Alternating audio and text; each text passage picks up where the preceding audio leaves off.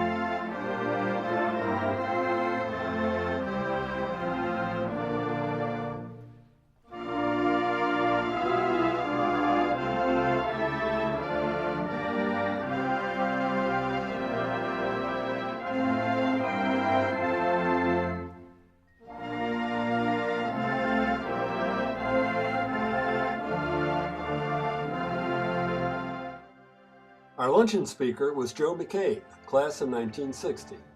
Joe Bob was a varsity baseball player when he lived at 202 Littleton Street. He went on to play for 2 Major League Baseball teams. Joe then learned to fly and became a captain and pilot for 2 major international airlines. He has had quite a life. And here are excerpts from his talk. I went to Purdue. My senior year, I had a very, very good year in baseball. 438, if you want to ask. My wife was supposed to ask me that. And so after college, I signed to play baseball. And when I go through life, there's 2 things that have stuck with me. Joe Bob and baseball player. I'm fortunate enough I get invited to golf outings and such because the big names won't come anymore.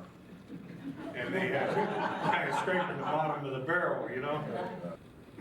Now I played for a while in the minor leagues and played in Pacific Coast League. And we had a long flight because we played in Honolulu. And as Duff will verify, I was scared to death to fly. I mean, I was scared to death. But we went to Honolulu, and I probably held hands with the guy sitting next to me going to Honolulu too. Jesus, that was a long flight. But anyhow, I got to go to the big leagues in 1964.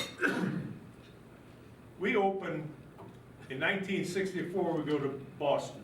We opened in Boston.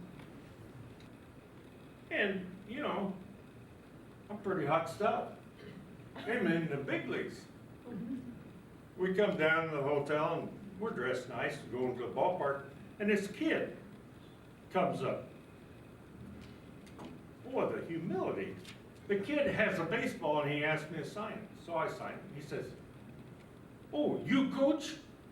I said, "No, I'm a player." He said, "I know all the good players." And that little kid, he's about 12 years old. And we go to the ballpark and we're playing doubleheader. And I got to catch the second game. And that whole game, I'm down there catching. I hope that little shit's up there in the stands. kind of knocks bust one of your balloons. And I was very fortunate, got to play with some of the guys that made the Hall of Fame, and I felt very honored. They called me by name. Not hey you or something like that. Got to know a lot of them. On the way up, I played my second full year in Nashville, Tennessee. We have the opening day in Nashville, Tennessee, have a parade. Eddie Arnold, the singer, was part owner, and I happened to sit with him going through the parade. And because I was the youngest guy on the team, they had a picture of just because I was the youngest guy on the team, had a picture in the paper. And so I go out to the ballpark, and in the dugout, Lyndon Johnson is there, vice president then. And they presented him with a Tennessee walking horse. And this is how naive that this kid was. He comes up to me and he says, "Aren't you Joe McCabe?" And I said, "Yes." He said, "Lyndon Baines Johnson, vice president." I said, "Oh, how you doing?" You know, I look back on that today like holy cow. How stupid can you be? My parents were about 12 feet away. You know, I grab him, go and have a picture taken. Not me. Oh, so, got to tell you a story. And I said we were in Boston. And this story has kind of gone around about Ted Williams that I'm catching. And first pitch, good pitch, right on the corner. Yastrzemski's batting.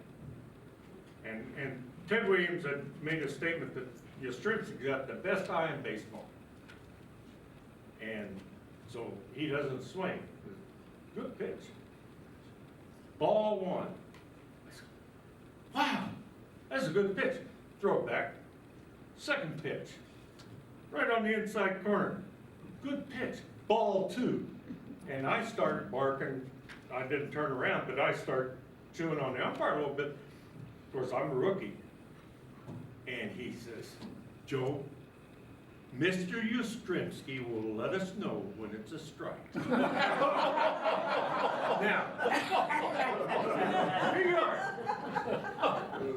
Fans in the stand, now what do you do? I'm dumbfounded. I go and call my manager. "Hey, you know what he said?"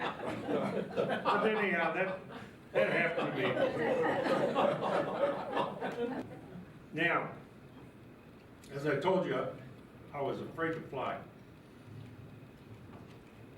I had a baseball game, my last game in the big leagues. We're playing New York at Yankee Stadium. It's Saturday, game of the week. And I'm with the Washington Senators. I got traded from Minnesota during the winter to Washington Senators. Whitey Ford's pitching for the Yankees. I'm not playing. I'm sitting on the bench, fat, dumb, and happy, watching a great game. Whitey Ford's pitching a one-hitter.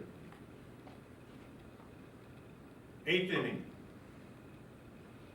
Gil Hodges is the manager. "McCabe, grab a bat."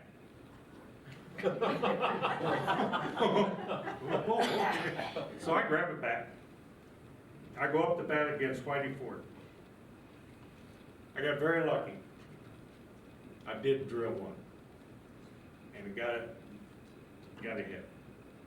Now, the game is over. I think we lost 2-0, something like that. Go down in the locker room, and the coach says, "Hey, McCabe, Hodges wants to see you." Hey, man, I just got a hit. Probably gonna start the next day, and he wants me ready. So I go ahead and see Hodges. He sends me to Honolulu, Pacific Coast League. Sends my fanny down. So I go to Honolulu and report there. We end up, come to my last game in baseball was in Indianapolis. And we were playing the Indians in Indianapolis there. And it was very nice. They had a night for me. Joe McCabe night. Lebanon did. The mayor was there. It seemed like half the town, at least 12, 13 people there. And they gave me a key to the city, which it's pretty. Doesn't fit anything. So anyhow, that's my last game in baseball. I got a foul tip, broke my finger in about the 5th inning, I think. So I had x-rayed, well, I'm out for the rest of the year. So I was married to what's her name before. And we go down to Miami where her parents live.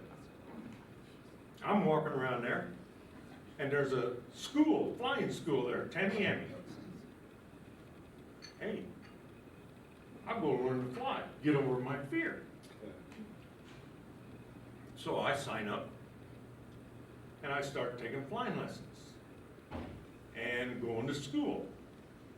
Well, it seemed to be going pretty good. So a friend of the family, of my wife's family, stopped. He asked me, he said, well, hey, if you want to fly for an airline, who would you like to fly for? Anybody. But Pan Am would be my first choice. Now, I'd seen this pilot stuff because what's her name's uncle was a captain with Delta. And I saw him, I mean, he lived on the intercoastal, had a boat, everything. And I knew how much he made. And he had a lot of friends that made pretty good money. And I thought, Jesus, Harmon Killipper's our star. He makes the same thing, but that's only one. So maybe I'd better be looking for something else. So anyhow, I started flying, and I got the guy that stopped and asked me this. His dad ran the Miami Airways motel, and right across the street from Pan Am and Eastern. And so he knew all the honchos. Well, he's talking to them, and hey, send him in. So he comes back and tells me, give him a call. Now, Dick Hall flies a little bit. You're going to be upset at this, Dick. I had about 176 hours. And I go in and I see him, and I must have presented myself a little bit well, and so they send me to take this thing called the Stay-9 test. And it's 8 hours general intelligence test given out by the University of Pennsylvania or something like that.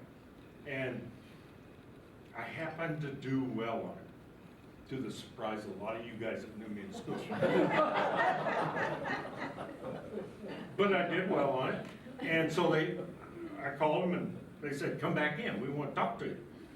So I go back in, and Pan American said, we'll hire you. One of my first flights after I got qualified, everything. Now I went from a Cessna 172 was the biggest thing I ever flew. I went to a 707. Kind of scared me too. So anyhow, I got qualified, and I was based out of San Francisco, and everything went to Honolulu first, and the last part of it came Honolulu to the coast. So I get in Honolulu, and I go through the baggage room, and the baseball team was down there that I played for, all the guys. That was funny. I'm walking down there, and especially Shorty Place.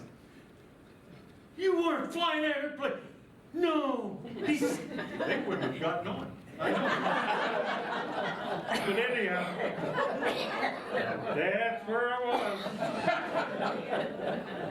Now, Pan Am, I'm sure that you've all seen the soap opera, the girls, Pan Am on television. Pan American was the carrier, and I was very, very fortunate that I got to live a life flying for Pan Am. We traveled the world in first class style. We stayed at first class hotels. When that big blue ball landed at the airport in Monrovia and places like that, I mean, people were just, oh, like that. And when you walked out of there with that white hat, man, it was a good feeling, really was. So I'm flying for Pan Am and we were very fortunate. When they fed us on the airplane, anybody fly Pan Am in the old days, you know that they were first class. They were first class. And that's the experience that no one would ever be able to take away from me. What was neat, things that I remember, our flight attendants were from everywhere. And you'd go out to dinner. We used to put on coat and tie and go out to dinner everywhere. And the girls would go, and there'd be one there from Germany, one from Japan, one from Taiwan. I mean, everywhere. The ghetto. What was interesting was the ones that grew up in Germany and the ones that grew up in England, because they were kids during the war. And the stories from these kids, you know, when they lived in the war zone during their childhood days, that was something to listen to.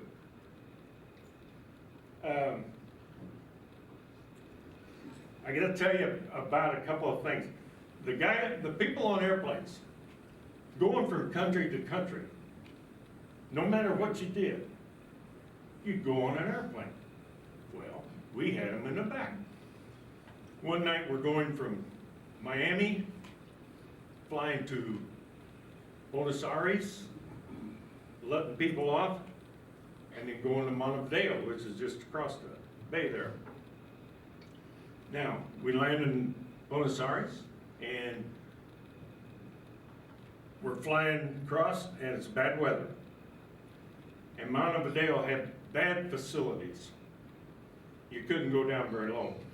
And so, Captain Slim Cummings, I was with him, I was co-pilot, and so he makes an announcement to the people, we're gonna have to circle here, we can't get in down there. Flight attendant comes up and says, Captain, there's a man back here that says he has to see you desperately. Well, this is back in the old days when cockpit wasn't so secure. Send him up. This is hilarious. The guy comes up and he looked like Humphrey Bogart. He had a trench coat, honest to God. Had the collar up, had a cigarette in his hand. He's like this. And he said, Captain says, my partner and I, we got $1 million back here. And we have to get into Montevideo. And what it was ransom for kidnapped industrialists in Montevideo. Okay, we'll try to get in.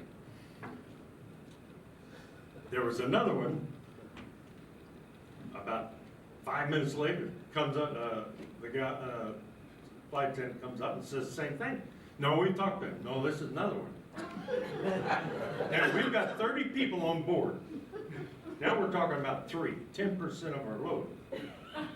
They can't go back to Buenos Aires because this other guy said he's an unwanted and he'll go to jail if he goes back. Well, we're not going to crash and, try to go in and camp. What time's the payoff? Midnight. Well, it's 2 o'clock in the morning already. So we ended up going back to Buenos Aires, and the result of that was the 3 of them stayed on the airplane, and the airplane was sovereign territory. So as long as they stayed on the airplane, they couldn't do anything about it. We went to the hotel, they stayed all night in the airport, airplane, and then another crew took them over the next morning. But if things had gone smoothly, we'd never known about that. And just when things got upset, that's when we knew that. Those things happen all the time.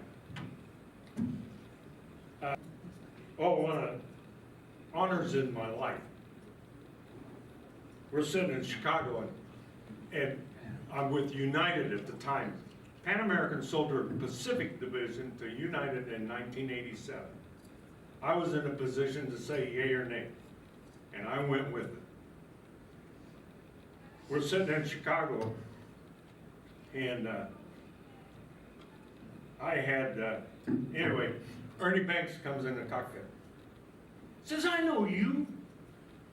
And that's kind of neat. Because the other guys knew Ernie Banks, but they didn't know that Ernie would know me. So anyhow, that's there. The people I got to fly, President Ford, I got to fly him twice. He was really nice, boy. He come out of his way, introducing himself, and I remember you. You know, he said the second time, and that was quite nice. Anita and I took my grandson to Honolulu on his 13th birthday. We celebrate the 10th and 13th birthdays of my grandkids. And we went to Honolulu, and we went to see a show somewhere. I forget what it was, but anyhow, it was too far to walk back to the hotel. So I got a cab. And Mark, my grandson, gets in, front seat. Nita and I get in. The guy turns around. He says, "My God, it's Joe McCabe." Hell, I'm an old man. I mean, not an old man, but I mean, I've been gone. And he said, and Nita says, "How'd you know him?" Said, "Oh, when I was a kid, we'd go to the ball games all the time." Yeah, and he played at the park, at the ballpark. So anyhow, that was quite an honor. When I lived at 202 Littleton, we had 3 baseball players on the varsity team, and all 3 were at the luncheon. Harry Thompson was a pitcher, Joe Bob was a catcher, and Duff McKenzie was a catcher. Joe McCabe's story is extraordinary. Playing baseball for 2 major league teams and flying huge jets all over the world for 2 of the biggest airlines. We are proud of you, Joe Bob.